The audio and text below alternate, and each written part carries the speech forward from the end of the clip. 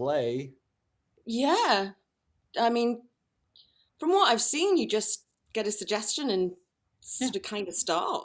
yeah, that's it. It's like And I'll tell you, I'll give you a number based on how many people gave suggestions. I'll just say pick a number, and then you pick the number. I'll announce what it is, and then it's like, all right, and we just go, and at about 10 minutes or so, I'll look for a time to call out, and then I like to have a conversation afterwards about like what got you into improv. So yeah, yeah, yeah, sure. If um I can remember that far back.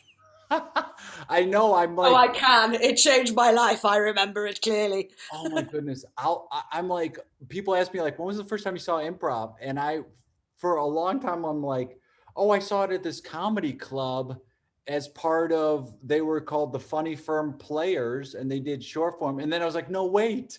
I saw it like my first year of university. I went to a short form show. So like I'm trying to remember because it's, for me, it's like 30 plus years ago. Yeah, And I'm like, it didn't have that same impact because there was no like, oh, this, I could do this thing. It was more like, oh, it was an outing my freshman year where like the whole floor went to a comedy club, but I totally forgot. yeah, Yeah, and I'm like, it was out of my memory, and I'm like, oh no, that was the first time I think I had seen it. yeah. The first time I saw it was Whose Line on TV when I was Ah, living in Manchester. It was the UK. It was the first episode of the UK Whose Line in '87, I think, end of '87. wow, wow, And like that. going and watching it and going, they don't make that up. Do you know? No way. And then 6 months later, I was doing it, and it was just Wow. like, wow, and it was just like, yeah, really magic. Well, let's talk more about that after Yeah. our scene. I can't wait because, well, I mean, I'm going to say it now. There was a comedy channel in the States. There were two comedy channels early on in cable history that were vying. One was called Ha, and one was the Comedy Channel, and that's how I saw the Who's Line episodes. Right. Where they would run, it would be just basically like an hour of different stand-ups, then Who's Line, then this other show. And that's how Yeah. I got to see the British version of Who's Line. And I was like blown away. I could Yeah. not believe it. And then I met somebody who like knew Josie Lawrence. And I was like, what? You know What? Josie Lawrence? Like it was like I was starstruck When she because sang, I was like, oh, come on. right? Come uh, on. you're lying. You're a liar. There's a plant. There's a trick. Pick a number between 1 and 12. 1 and 12. Well, it's 10 past 8 here, 10 and 2, 12. I love it. The suggestion comes Luckily, it from, wasn't 13 minutes past or something. We'd have been screwed. it's like, well, we just gotta wait. We just have to wait for the 13th. The suggestion comes from Jay Gregory, and it is Claire, Claire. Claire. Thanks, Jay.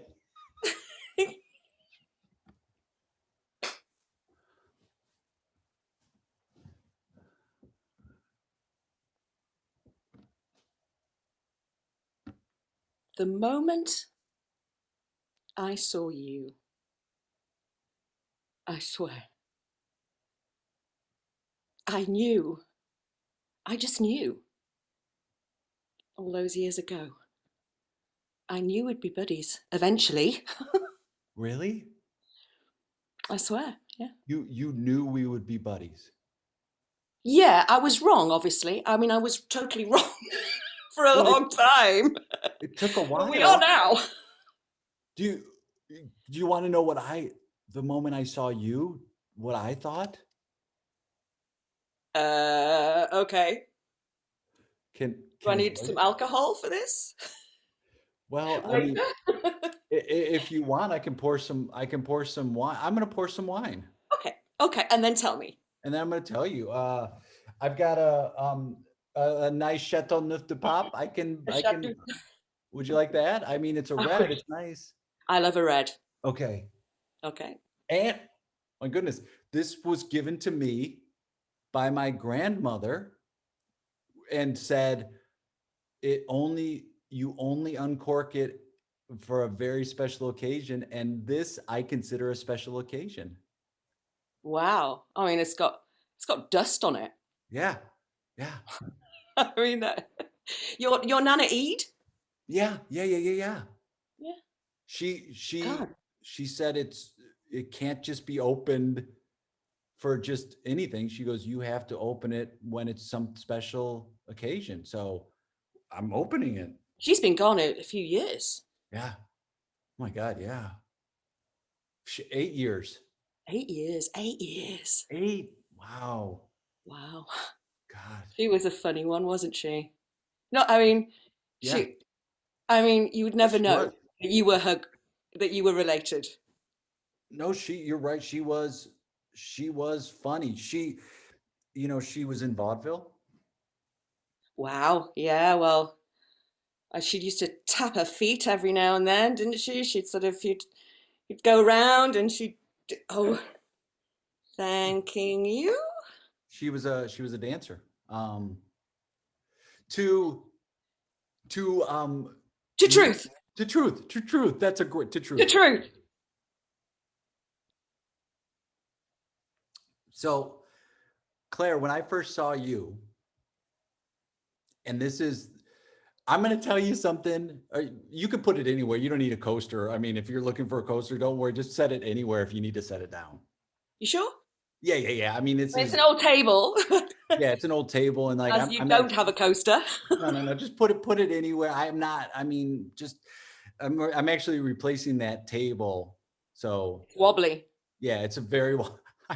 It's representative of me. It's a metaphor for me because my leg's been hurting. So I'm like that wobbly table. Still injured. I'm gonna put something underneath the table. Yeah. Well, hey, Yeah, just I don't want it whatever to. you want. It's Yeah. a precious bottle. Yeah. I'm Jake. Come on. Put it. Hang on, Oh, one good second. choice. That's kind of. How's Ooh, it? knocking it back there.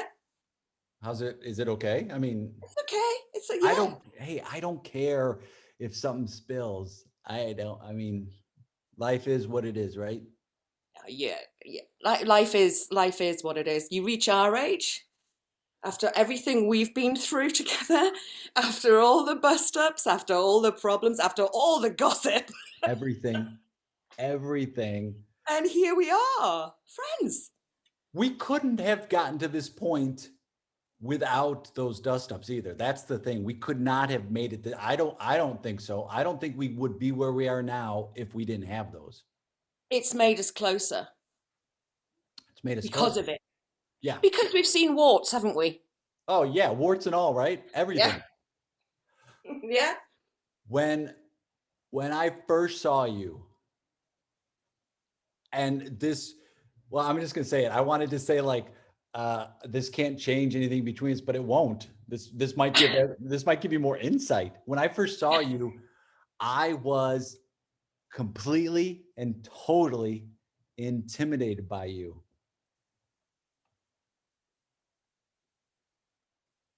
Really? And it was in my head. You presented yourself as someone with confidence, with grace, like you knew what you were doing. And I was completely at a loss. And I was like, that's like, I couldn't even fathom being friends with you because I was like, that's just somebody who lives in my building. I'm never, ever going to be able to be friends with that person because I mean, every day you had a scarf on and I thought that was the most worldly thing ever. It's like, oh my goodness, like she wears Tartan. yes, A different tartan everyone. And then I'm press like, studs and yes, the pins like through my punk stage, so many. just like a different press stud and a pin and all of. Yes. And it I wasn't, suppose I could it wasn't that you did anything to me that like directly intimidated me. It's who I thought you were, like who you appeared to be. No fault of yours. It wasn't like you elbowed me or you're like, get out of here or anything like that. No, it was just like, I would see you and I'm like, wow, like you walked with such a cool style. and you listen to like, I'll never forget we saw each other in the mailroom, and you had on your headphones, My and I'm Sony Walkman. you had the Walkmans on, and I'm like, what are you listening to? And you passed by and you're like, oh, Black Flag. And I was like, and I looked up, and I became a huge fan of Henry Rollins and Black Flag because it was an offhanded thing. And I was like, that's so cool. Because of me. And you know, like, I saw you there in that mailroom Yeah. licking stamps, licking stamp after stamp after stamp. I mean, I don't know how I don't know how your tongue did it. I mean, Did you ever discover you could use the thing? I put off putting stamps on letters, and then I'm like, I had to mail everything at once. And then I'm like, I'm just going to sit here and I'm going to do it. And I saw you come in, and I'm like, I'm not going to stop. I got like, it was my time to do, I had a very structured regiment with mail. You were very structured. You've always been very structured, though, haven't you? Yeah. That's why I'm surprised you've got such a wobbly table. Can I get a top up? Yeah, of course. And Yeah, before you drink it all. I know. I've got it near me. It's like, Good old, here's to Nana Eid. yes, to Nana Eid. Nana Eid. Well, Nana Eid and a you know, dancing. what's funny is the last thing she said to me was, and I think only old people can get away with this. She said, "You're too buttoned up." She said that, and it was like, what? And everyone, like, she had been kind of in and out of consciousness for a few days at that point. And then it was like she turned Oh and my looked at me and God. said, "You're too buttoned up." And then people were like, "I'm so sorry." And I go, no, no, no. She's right. Like words of wisdom. Yeah, at the most unexpected time. She left you with that. She left me with that. And that's when I started kind of re-examining my life. And I mean, I was almost 40, and I was like, is this what I want my life to be? And then I'm like, no. And I started thinking about, I knew you at a distance, at an arm's length. And I'm like, Yeah. I can change that. And then, the rest is I herstory. know, I know, and when we finally, I mean, she's right. You were buttoned up. You look kind of straight. You look kind of geeky. You look kind of shy. You always wore a tie, That was my thing. like a knitted tie. Yeah, that's my thing. It's still, I mean, it was going to come back in style at some point. We'll do one day. It will. It's cyclical. Fashion is cyclical. But when we did Verse Speak outside that gig, Yeah. and you know, you said, "Do you like Kate Bush?" Yeah. It was just a really weird thing for somebody to say. When, I mean, this was years after Kate Bush, and the gig had nothing to do with Kate Bush. And it was just like a really weird. So that's why I laughed. And kind of broke the ice. It kind of did. I had two lines in my head I was gonna say. And I'm like, fuck it, I'm just gonna go up and try to break the ice somehow. That my first was about Kate Bush. And I'm like, and both lines had the same thing in common, which is nobody's gonna go, ew. Nobody's gonna be like, they're either gonna say like, I don't really know Kate Bush, or they're gonna go, love Kate Bush, right? So there's my Oh, they're gonna go, second, wow, wow, wow. yes. You know what line B was gonna be, I was gonna say to you? Do what? I was gonna go, hey, how great are nachos? Because nobody's gonna go, I just don't like nachos. Nobody's gonna say it. So I'm like, you're gonna laugh, it's gonna break, something is going to come of this, and it's gonna be something that will allow us to transition into something where it's like, let's be friendly to each other. And it did. How great are nachos? I mean, I don't really like them very much, but they wouldn't be my snack of choice. But How great are they? So it's a good job that you started with Kate Bush. But how great are nachos? Not that you like them, but They are good. they're a pretty universal snack, aren't they? Here, you want some more? Yeah. We're Hey, getting through this. how great is this wine, huh? Thank you. I am. Are you talking to your nan there? It's her wine. It's her. You saying thank you to your nan? Yes, I am. I Oh, am. she could be with us. She could be with us. Hey, you just never know, right? I mean, Who's watching? she might be. I mean, I guess that's all dependent on what you believe in. Well, having seen a ghost. Shut the front door. What? Yeah. Yeah, I saw an old man and he transformed into a Native American Indian No. with a big feather thing. He transformed. Get out of my house. No, I did, but I probably imagined it. No. I probably imagined it. That's a Kate Bush song. That's a Kate Bush song. Get out of my house. I was doing Kate Bush. More wine? More wine, Vicar? Scene. Oh, Bev. Gosh, that flew by. That I could do forever. That was so fun. Yeah, yeah. I really felt like I was getting drunk. Me too. And I haven't had a drink of alcohol in 13 years. Really? Yeah. And I could smell this wine. It's also my go-to wine of choice based on a Beastie Boy lyric of Chateau Neuf de Pape. So I'm always, whenever I'm in a scene, that's the wine I mentioned. But yeah, I could totally, I think when you buy into it and you buy into the wine or the location or the environment then it's just super easy because you're like, we're going with this thing instead of like trying to think of a bunch of stuff. I'm like, I want it to be easy now. Yeah, and I could imagine your Nana Eid. Such a great name. It's such a great, but it adds the specificity. It adds tremendously. It flavors these scenes. Colors it in, doesn't it? Colors in the person, colors. I could imagine the knitted tie. Oh my God. I did have a bunch of knitted ties in the day. I did. And I'm like, should I have kept those? Because fashion does come back. And it's like, no, because then you just have a whole closet in a garage full of clothes, hoping they'll come back. And it's like, it's good to, I just did a spring cleaning, got rid of a whole bunch of clothes and it's like, oh, it feels good to just part with things and go, this is no longer of use. It was great at the time. Well, I've moved house a lot in my life. I've moved house about 50 times.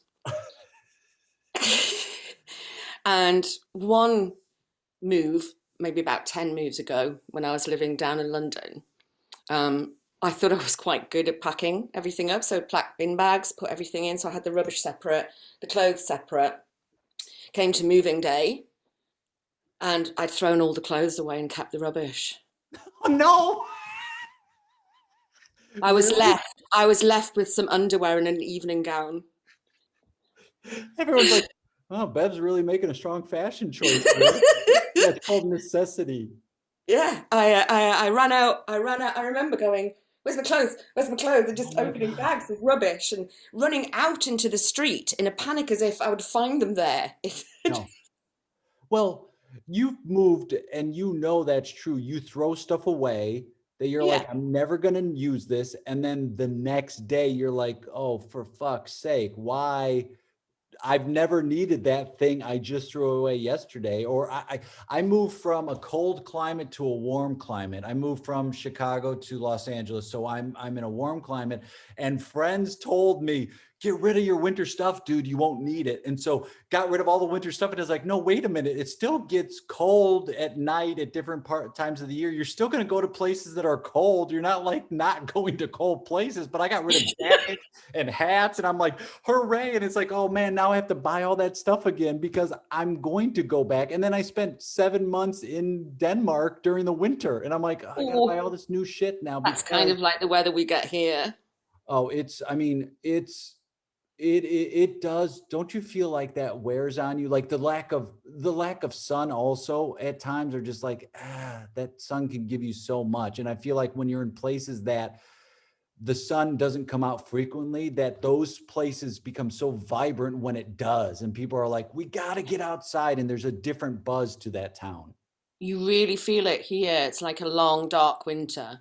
And when you come out of it, you really feel it, especially now as we've just started to be able to meet each other outdoors. Oh my God. But it was snowing yesterday. Come Sunny, on. but snowing. Just a light flurry, some hail and stuff. And so you've got all your jackets on and it's just, you're sitting outside or standing outside with everybody just pacing around, freezing. But, it's great. But you're probably also like, I'm outside. Yeah. There are people nearby. Yeah. That's a plus. That's lovely. I know. And I got one of those sad lamps. Oh yes. I got one of those. Didn't work for you. It did not for me. Did it work for you? I think so. I don't know whether it's psychosomatic or what, but I got it in about October, recognizing how dark and long and how locked up we were going to be and how much I was going to spend on Zoom and time on here and stuff. And so I researched it, mind. When I buy something, I research for about 2 weeks. And then do you have a hard time pulling the trigger and getting it? Or do you feel comfortable like, oh, I've researched enough. I'm comfortable now making the purchase?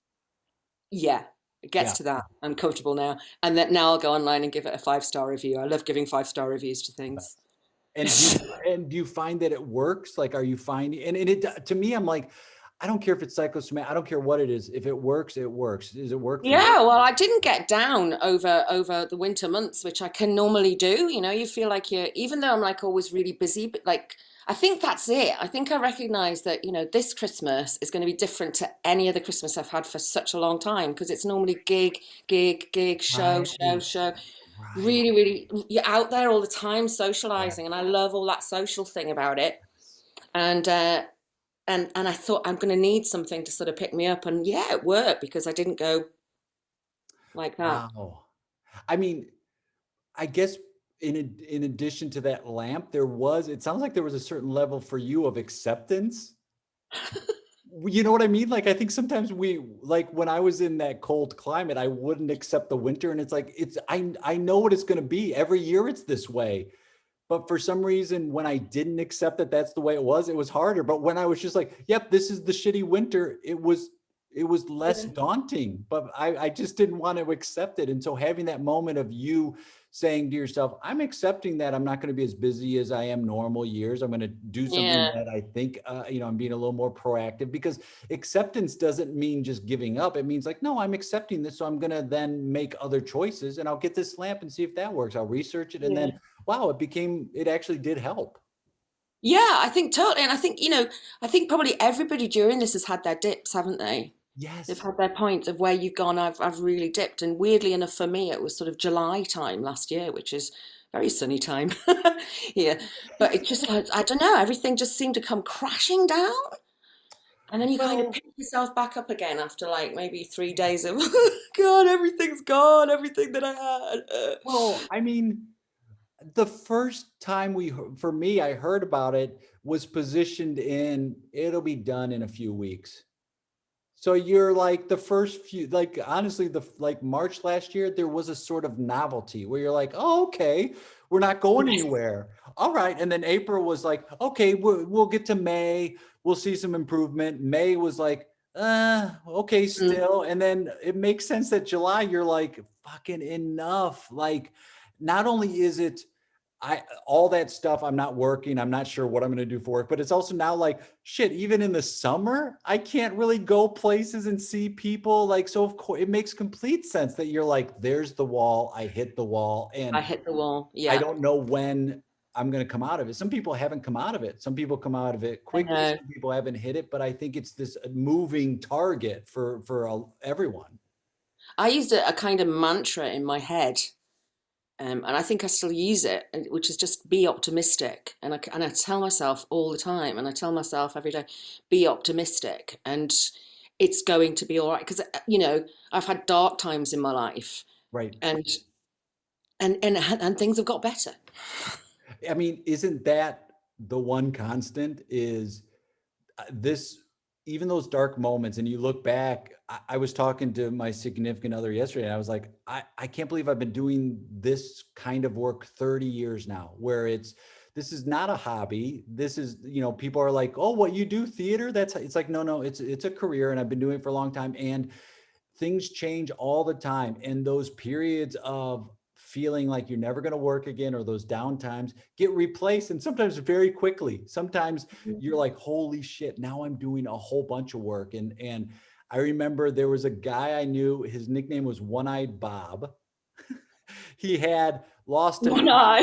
One-Eyed Bob. He lost an eye and a leg to heroin addiction. Wow. And I remember once hearing him say, I saw a friend the other day. He goes, how you doing? He was really raspy voiced. He goes, I saw a friend. He goes, how you doing, Bob? I go, not good. My friend goes, don't worry, it'll change. And he goes, then I saw him a week later. He goes, how you doing, Bob? I go, I'm doing great. And my buddy goes, don't worry, it'll change. And that stuck with me for a long time. I was like, oh my God, everything does change. It's just on its own time.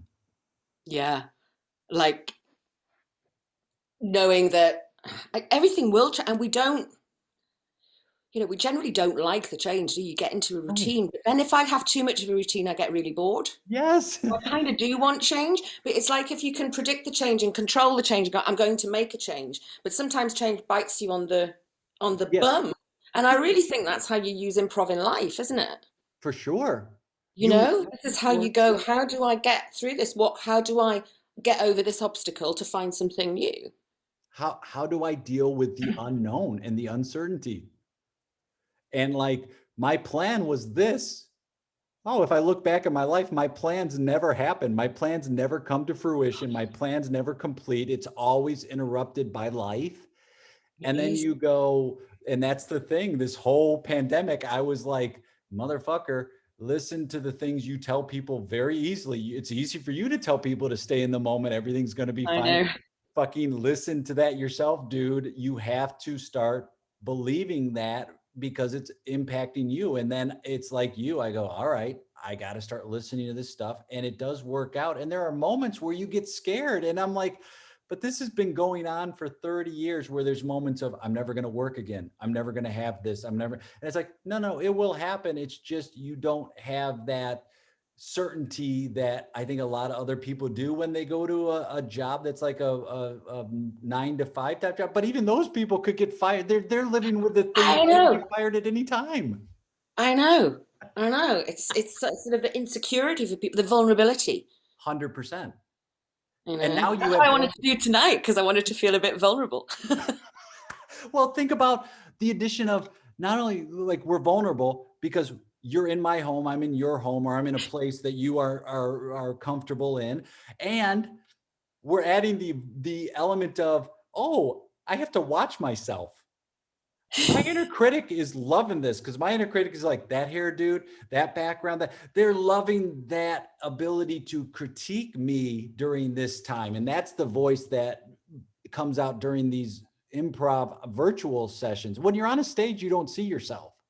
When you're in a Zoom setting, it's like, oh my God, and not only do I see myself, other people can see it. I can go back and watch it. Other people can watch it. It is a I definite know. another level of vulnerability. Yeah. Yeah. It's there. It's like a constant mirror, Yes. isn't it? It's just like a constant. Yes. I've got mirrors in the house, and like I like mirrors. I really, On I do your like a terms. nice. I like a nice mirror. I'm not gonna lie. I'm a fan of mirrors. I like a mirror, but I never look in them. No. It's not a vanity thing. It's just I really like the way they reflect light. They make everything look bigger. They make the Yeah, room they look make bigger. everything look bigger. So I'm always sort of like, a bit like that. But with this, yeah, you're constantly Yeah. seeing yourself, and you're seeing everybody on that. You're seeing everybody on that screen. Like when I teach, Yeah. everybody feels different. And yeah, like some of the students that I teach said, I think to begin with, people were thinking that they'd feel more vulnerable in a class situation. But Mm. actually, a lot of people have said that they felt a lot braver online Yeah. in the steps they've taken, and sort of there's something about when you're in a workshop situation, you're all in a circle or in a big group and you don't know anybody there or don't know people well, and you're up there and you're always sort of feeling them kind of staring at you. Yes. And when everybody turns those cameras off and you step in, there's like a boldness. So I've seen like great sort of 100%. boldness coming with some people. 100%. I mean, you're right. Like you're in a workshop situation in a live setting. Eyes are always looking at you, even if you're sitting down watching a scene, even if you're in the scene, the students, it is going to an improv class is very frightening for a lot of people. And then now you've stepped into a room, you don't know anybody. Everyone's looking at you. There's a certain amount of figuring out your position.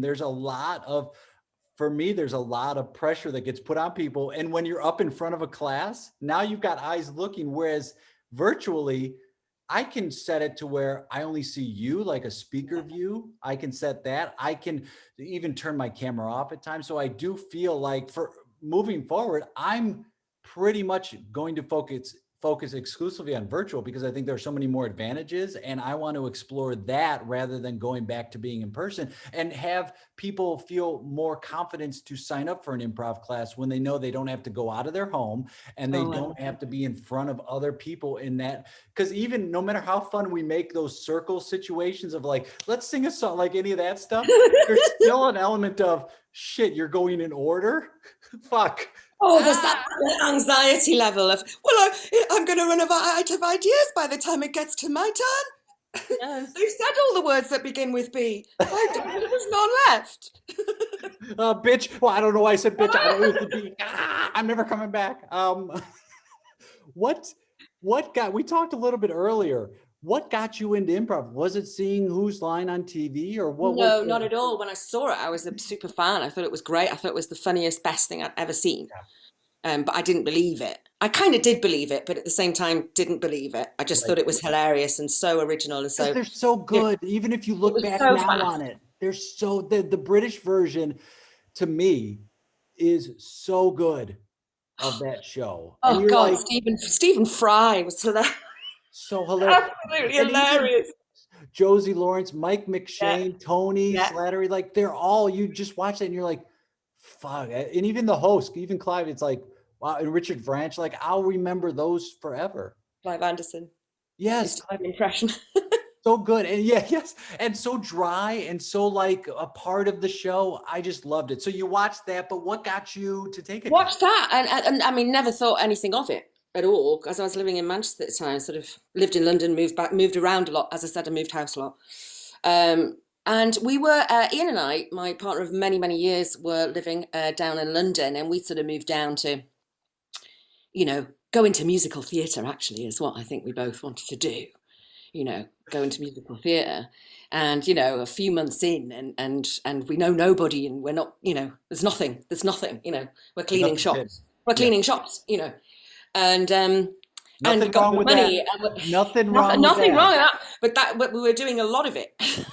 Yeah. And it was like, this isn't why I came down to London. Been there about 6 months probably.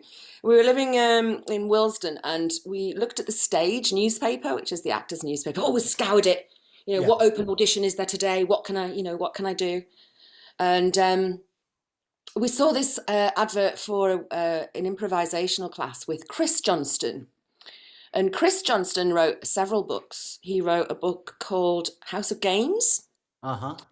And I can't remember what his other one was called off the top of my head. And he had a company many years later called Flux. He died a few years ago. Oh, okay. But he was our first teacher. But it was a really different kind of improv. So he wanted a group of actors or wannabe actors to come along, and work with people who were just coming out of prison. Shut up. No, so it was like a lock-up secure unit we were working in. And to look at the effects of improv and role play and things like that on the actors and the offenders. So there was a group of about 10 actors, I think, 10 Yes. offenders. And we sort of got buddied up with two young lads, one who became an actor. It changed him. It was wonderful. Yeah, years later, he became an actor. We took him to see we had an outing together a few months down the line. I think it was about a course of 8 or something, workshops. And we'd sit and role play about life and just Yes. laugh. And it wasn't improv in the way we kind of know it. It was exploration, and just got really close. And we took him to see Blood Brothers. Do you know? Wow. Yeah, yeah. Which was one of my favorite shows of all time. So we took him to see that, and he went, "I want to be an actor," and he was like a boxer, this lad. And he's And like, that's it. He's like, that speaks to me. that's That's what I it. want to do. That's it. That's it. That's what I want to do. Changes lives. Improv Yeah. changes lives. And so from that, other people who were there, we all went to the pub, as you do, and they were going to theatre sports workshops. No. So there was Theatre Sports London happening at the time. So they said, "Oh, come to that. That's comedy stuff." And I went, "Oh God," you know. So went along to a workshop with, I think my first workshop was with Guy Dartnell. Wow. Do you know Guy Dartnell? And then there was Lee Simpson, who's Comedy Store Players. Yep. And then Phelan McDermott and Alan Marriott, who's Canadian. Well, Phelan McDermott, Phelan is a great name for an improviser, first off. Yeah, I know. Perfect name. What a great improviser he was. And so sort of did a few classes there, and then within a few weeks you were sort of on stage doing theatre sports. But then before theatre sports, there was a lovely little venue in London called Canal Cafe, which is still going. It's like a little theatre above a pub. Wow. It's gorgeous. And they would put on like a weekly show there as well, which was a bit freer. So there was like, I think, games in the first half and a bit of long form in the second. And I turned up to watch it. So this would have been my first proper improv show. We'd been watching the Store Players in Leicester Square, yeah, but my sort of proper sort of people that I would know people in the show. Right. And somebody was ill, and so they pulled me up. No. Yeah, yeah. So it was like, that's the way to do it. Yeah, it was. There was no chance to puke. Yes, you couldn't say no. You couldn't prepare. You're just like, you're in. That's the way to do it. Yeah, and so that was it. So that was it. Boom, boom, boom, boom, boom.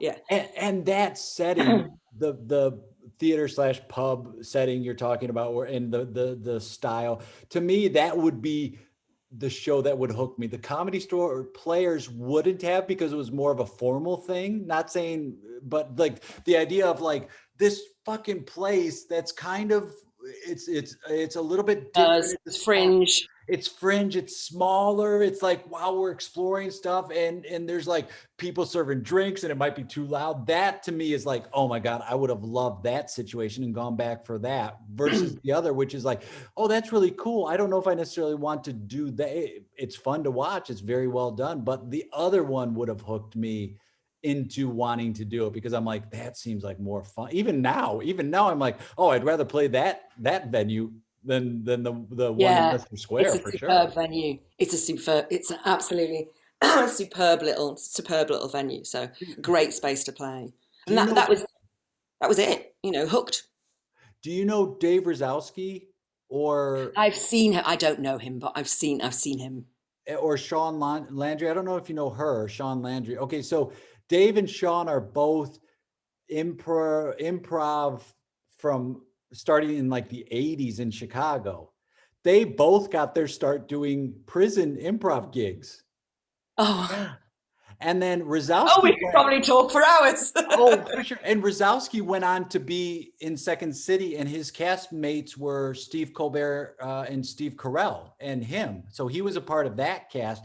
And then Shaun Landry went on to form, I mean, she was part of the Chicago Improv Festival and was in this group called We Be Negroes back in the day, which was like this seminal improv troupe in Chicago. And when she then moved on, and they're both still improvising, they're both still fantastic, but they got their start the same way, which is back in doing improv in prisons.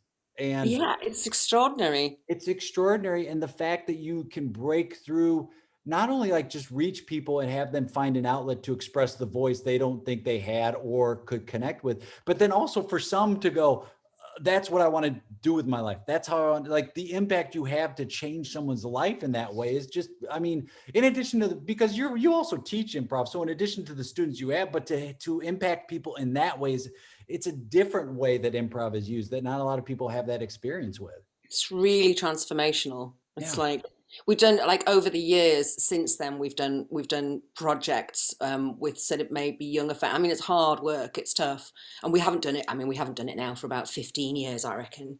But we used to go in and maybe do some film work with people Mm. exploring stuff, and we'd use mask.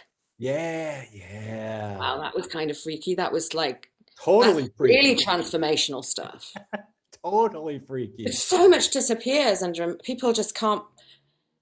Some people find it too much because it's like, oh my God, I changed and I didn't expect to change that way. I don't ever want to do that again. I wasn't expecting it, Yeah. but I mean, you wear masks all the time, right? You just don't wear that. You don't wear that same kind of mask, but it would do the same thing. So it's stripping it down to being, I mean, you're talking about being real vulnerable and going unexpected Yeah. places. And it's like, some people, yeah, it's like, I don't want to access it. I've compartmentalized that shit. I don't want to bring it up now. Yeah. Yeah. Absolutely. Absolutely.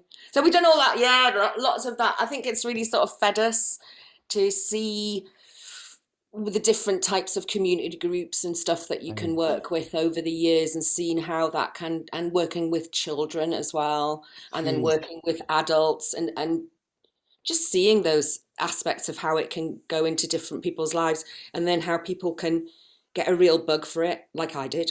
Totally. And then now you're like, this is what I want to do.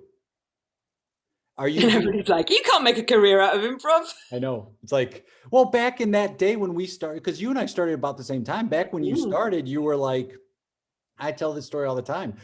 I liked improv because it was a dead end job where you were not going to have a career at all, no possibility whatsoever. I was like, I like that. I like that I'm not going anywhere with this. It's just a fun thing to do. If it had been like, this is part of a step to a career, I don't think I don't know. I yeah. don't think I would have done it.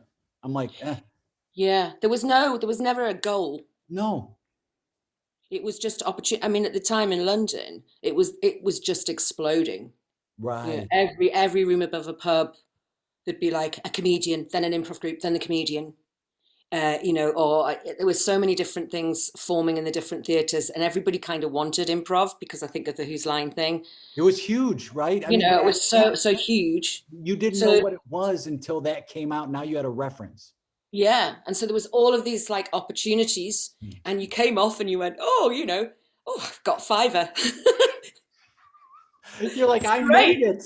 I made it. Oh, I I've got a know. tenner. Oh, now it's really gone up. Got an agent. Yeah. Got an agent who came to see an improv show. They liked improvisers for TV adverts. Well, I don't know if it was like where you were, but they liked it in the States because they could have us write shit through our Exactly. You come up with audition. stuff. Yeah. And then it's like, I remember seeing commercials. I'm like, I fucking improvised that. That's very specific wording. I fucking improvised that in the commercial. You didn't cast me in the commercial, that I improvised that. And friends of mine, the same thing, where they're like, oh yeah, Yeah. so they would have an idea, and even now they still do it, which in the States is any union stuff, it's kind of illegal to do it, but they'll say like, have fun with it, put it in your own words. That's their way of saying improvise without saying it, because legally they can't. But yeah, I auditioned for a very well-known burger chain, and I sort of did my audition, and then they said, "Would you stick around for the rest of the people who are auditioning and work with them to do stuff?" And you're like, it fuck was really yeah. physical stuff, and I was like, "Yeah, yeah." All day, didn't get the job. Loads of ideas used in the advert. I told my agent, and they said, "You'll ring us next time that happens. That shouldn't have happened. They shouldn't have used you like that." Sure, But you know, sure they will. Sure they will next time. Sure. sure. You better apologize next time. Not this time, next time. I know. Sure. Sure. So I learned from that. I didn't really sort of Yeah. care, but well, I did at the time. I think I did a lot. But what I loved about improv as well was the social thing, Yeah. and not having gone down to act. Um, it was great not to have a script Yeah.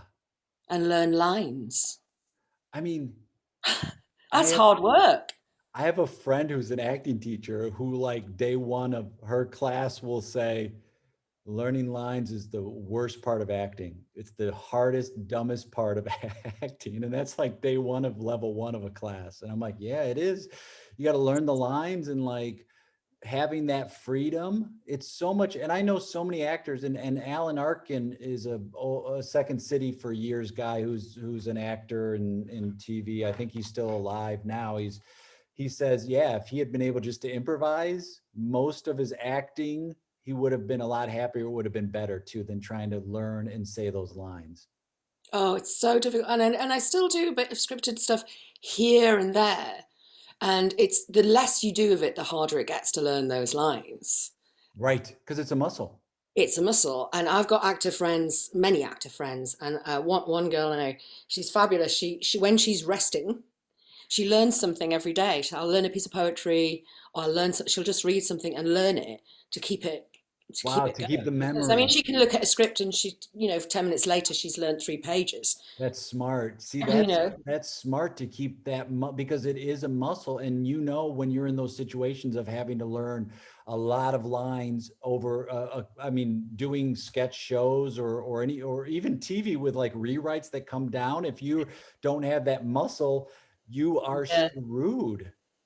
And it's knowing the lines well enough so that, I mean, this is the difference, isn't it? With scripted work, you're trying to learn it so that it feels like it's the first time you're saying it every time. Right. It's got to feel fresh. Got to feel fresh. It's got to feel improvised, hasn't it? It's Yes. got to feel like it's coming from me. It can't feel like it's being Yes. memorized and like Yes. that.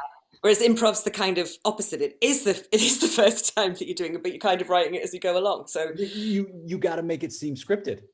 yes, You it's the have opposite. to. And that's the thing. And I got a note a long time ago. I heard somebody say, improvise your scenes as if it's scripted, Mm. which also will then give you confidence that the choice you're making is the right one, because you're like, well, we've rehearsed this. So this thing I'm going to say is something that I've said before in a rehearsal that is in my head. And so I think acting's trying to make it seem improvised, and the really good improv is trying to make it seem like we've scripted it. And don't you find that it's funny? People are going to assume, people most of the time think it's scripted anyway, even really shitty Like scenes. I did the first time I saw it. Yeah.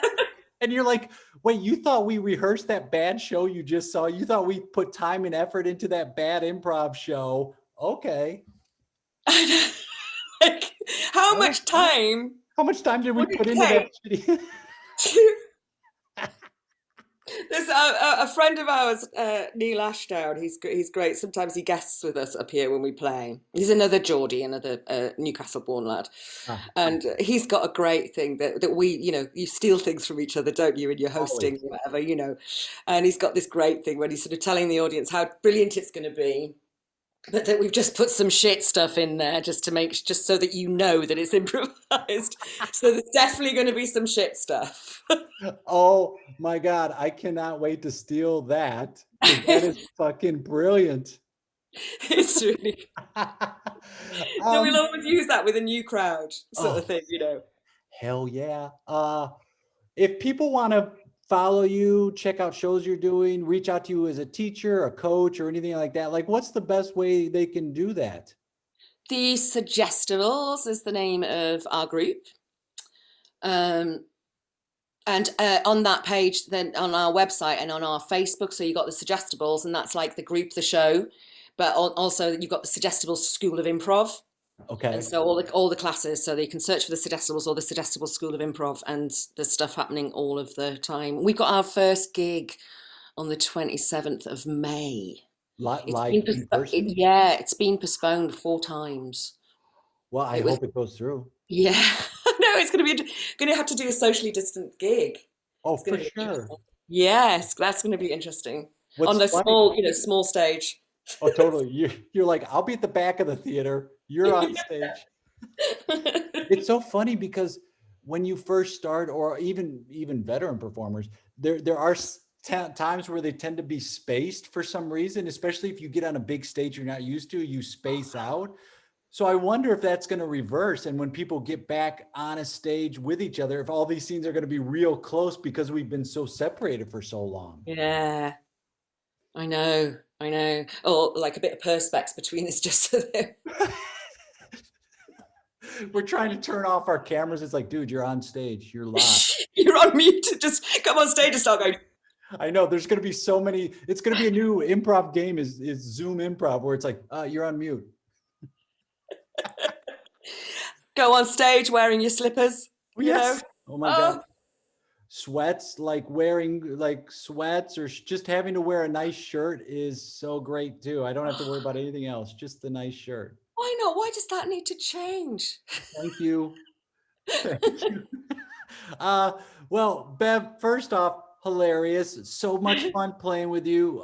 Thank you for taking time out of your day. And whether it's in person or virtual, whatever it is, I don't care. I just can't wait to play with you again. This was awesome. Thank you. Oh, lovely, Jay. Absolutely lovely to work with you. It was a lot of fun and love to Nana Eid.